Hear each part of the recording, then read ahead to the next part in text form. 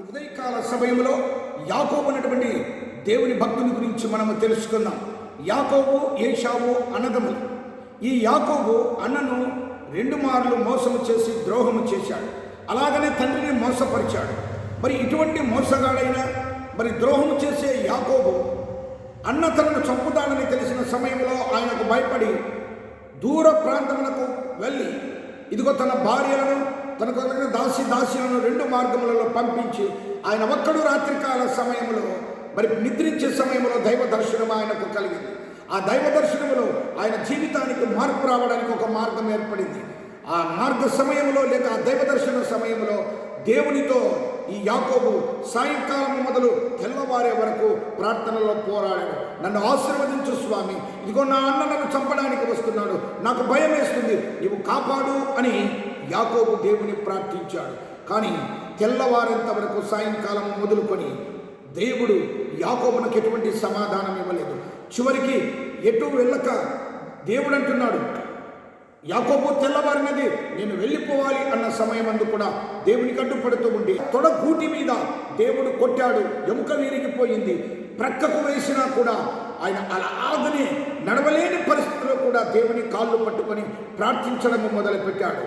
దేవుడు కనికరం కలగ దేవుడు కనుక, ప్రేమ కలిగినటువంటి దేవుడు కనుక, మోసగాడైన, వ్యభిచారి అయినా, దొంగ అయినా, అబద్ధికుడైనా ఎవరినైనాను ఆయన క్షమించగలడు. కానీ వేషధారణ జీవితాన్ని మాత్రం ఆయన క్షమించడు. ఇక్కడ యాకోబుని అడిగాడు, నీ పేరేంటయ్యా?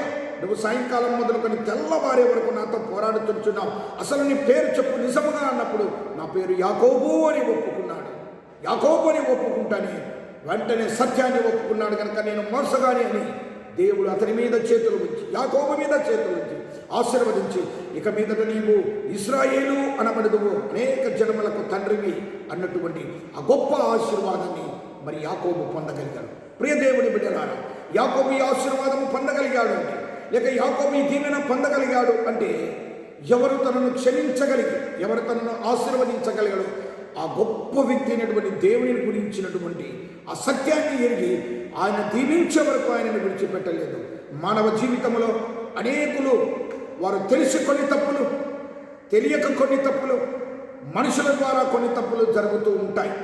వాటి నుండి మనము విడుదల పొంది ప్రాణాపాయస్థితిని తప్పించుకోవాలని లోకంలోని మనుషుల వైపే చూస్తూ వారి ద్వారా సమస్యలకు పరిష్కారము పొందడానికి ప్రయత్నం చేస్తాము. కానీ యాకోబులాగా అది పరిష్కరించే దేవుని వద్దకు నడవలేని పరిస్థితులలో ఈనాటి సమాజము ఉంటున్నది.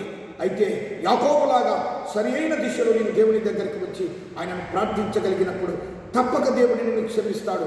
నీ పాపము నుండి, నీ శాపము నుండి, నీ క్రియల నుండి, నీవు ఆ యొక్క బాధపడుతున్న బాధల నుండి కూడా ఆయన తప్పించగలడు.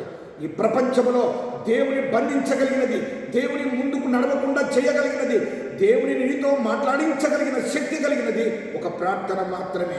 ఆ ప్రార్థనలో దేవుడు నీవు ప్రార్థించినప్పుడు ఆయన ముందుకు కదలలేడు. నీ ప్రార్థన విశ్వాసాన్ని బట్టి ఆయన నీ వైపు తిరిగి నీవు మాట్లాడకముందే నీతో మాట్లాడగలిగినటువంటి దేవుడు ప్రార్థనా శక్తిని బట్టి చివరికి నిన్ను ఆశీర్వదించి, నిన్ను దీవించి, నీకున్న సమస్యలకు విడుదల కలిగించగలడు ఒక ప్రార్థనా శక్తిని బట్టి.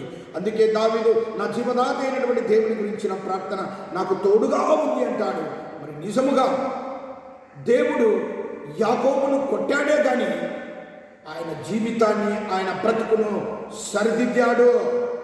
దేవుని చేత కొట్టబడిన ప్రతి వారు వారి జీవితాలలో సరిదిద్దబడి తిరిగి అటువంటి పాపములు చేయకుండా ప్రభువు ఆశీర్వదించిన తర్వాత అంచెలంచెలుగా వారి జీవితాలు ప్రభువులో ఉంటూ అనేకులకు దేవుని యొక్క ఆ దీవెనలు అందిస్తూ ఒక మార్గముగా వారు ఏర్పడతారు. ఈ లోకములో జీవించుచున్న నీవు నేను దేవునిని ఎరగగలిగి, రక్షించే దేవుని తెలుసుకొనగలిగి ఆయన వద్దకు చేరి రావాలని యాకోబులాగా పట్టుబదలకు ఆయనను ప్రార్థించి, ఇదిగో ఆ ప్రార్థన ద్వారానే సమస్తము నీవు సాధించగలిగి నీలో ఉన్న పాపమును, శాపమును, ఆ బాధ కష్టాల నుండి యాకోబులాగా విడుదల పొంది నెమ్మదిని, శాంతిని, సమాధానము పొందుటకు ఈ ఉదయకాల సమయంలో ఆ పరిశుద్ధుడైనటువంటి దేవుడు నీకును, నాకును, అందరికీ సహాయం చేయులాగున ప్రభువు చెంతకు వచ్చి క్షమించగలిగి, ప్రేమించగలిగి, రక్షించగలిగి, నీ జీవితాన్ని సరిదిద్దగలిగి, చక్కబెట్టగలిగిన ఆ దేవునిని ఆరాధించి ప్రార్థించి ఆయన మార్గంలో నడుచుటకు దేవుడు మనందరికీ సహాయమును దయచేయును కాక.